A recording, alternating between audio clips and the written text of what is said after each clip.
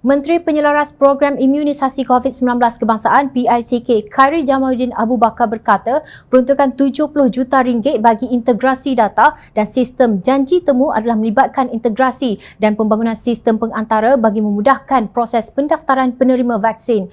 Ini termasuk pemantauan bekalan vaksin daripada penerimaan sehingga selesai vaksinasi dos lengkap di setiap pusat pemberian vaksin PPV.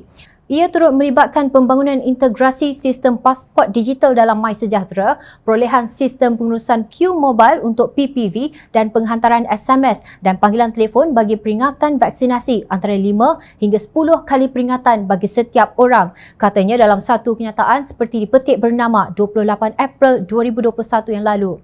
Beliau menegaskan bahawa program imunisasi COVID-19 kebangsaan akan berlangsung sepanjang tahun ini yang pastinya memerlukan sejumlah peruntukan yang mencukupi bagi membolehkan ia dilaksanakan dengan sempurna dan tersusun.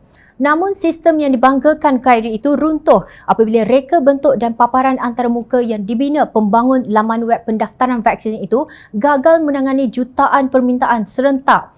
Free Malaysia Today dalam satu laporan memetik pendapat Timothy Tioh yang mempunyai pengalaman selama 13 tahun dalam bidang IT bahawa kegagalan menyeluruh sistem tersebut terletak pada reka bentuk pangkalan data. Beliau berkata Jawatankuasa Khas Jaminan Akses Bekalan Vaksin COVID-19 JKJAV sepatutnya membahagikan data di laman web dengan lebih baik.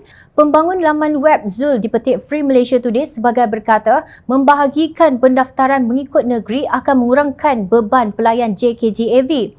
Saya fikir ini mungkin satu penyelesaian lebih baik memandangkan pelayan JKJAV tidak mampu menangani trafik, katanya seperti dipetik.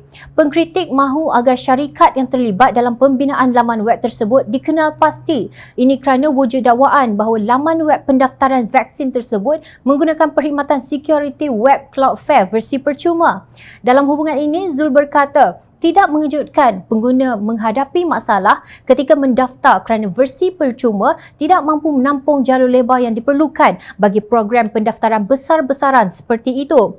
Ada hadnya apabila menggunakan versi percuma yang selalunya digunakan bagi membina laman web peribadi atau untuk projek-projek hobi. Sesiapa yang membina laman web tahu tentang ini. Saya tidak tahu kenapa JKJAV gunakan versi percuma, tegasnya. Nah, sekarang kita tahu masalah teknikal yang dihadapi sistem tersebut. Sudah tentu bagi Makcik Kiah dan Pak Mat dari Kuala Kedah, Kau atau Mutusami dari Sepang, Marin atau Jonathan dari Kinabatangan tidak faham tentang masalah teknikal. Mereka hanya mahu slot yang pasti untuk mendapatkan suntikan vaksin sahaja. Persoalannya, apa akan berlaku selepas ini? Adakah isu ini akan disapu di bawah permaidani indah di Putrajaya sahaja? Apa tindakan kerajaan berkaitan laman web pendaftaran vaksin COVID-19 setelah tiada lagi tawaran secara sukarela bagi vaksin AstraZeneca? Soal ahli jawatankuasa Pimpinan Amanah Nasional Muhammad Faiz Fadzil. Beliau merujuk pada isu laman web pendaftaran vaksin COVID-19 yang mengalami kepincangan ketika dibuka kepada umum pada 26 Mei 2021 yang lalu dan pengumuman Khairi pada 27 Mei bahawa vaksin AstraZeneca tidak lagi ditawarkan secara sukarela atau opt-in tetapi dimasukkan dalam PICK. Ini bermakna kepincangan laman web yang berlaku pada tempoh hari adalah real. Siasatan tanpa tindakan tegas bukan satu penyelesaian yang tuntas, tegasnya. Menurut beliau, Khairi harus tampil menjelaskan kepada umum apakah tindakan yang telah diambil oleh kerajaan terhadap syarikat yang membangunkan laman web ini. Khairi juga perlu menjelaskan kepada umum sama ada nilai kontrak bagi membangunkan laman web ini telah dibayar penuh memandangkan perkhidmatan yang diberikan ketika pendaftaran secara sukarela vaksin AstraZeneca mengalami kepincangan tempoh hari. Sekiranya dibayar penuh, adakah kerajaan bersedia mengambil tindakan undang-undang untuk dibayar semula reimburse jika kerajaan tidak berpuas hati dengan perkhidmatan ini memandangkan prinsip undang-undang tidak membenarkan sesuatu kontrak yang mendapat keuntungan tak adil unjust enrichment seperti mana yang termaktub di dalam Seksyen 71 Akta Kontrak 1950, ujar Faiz yang juga seorang peguam. Beliau berkata penjelasan oleh Khairi dalam isu ini amat penting kerana vaksinasi yang sangat diharapkan oleh rakyat dapat dilaksanakan dengan efisien dan telus. Khairi Jamaluddin perlu bersikap telus atau transparent dalam isu ini supaya wang rakyat tidak hilang begitu sahaja tanpa dioptimumkan manfaatnya bagi mengatasi krisis kesihatan terburuk ini.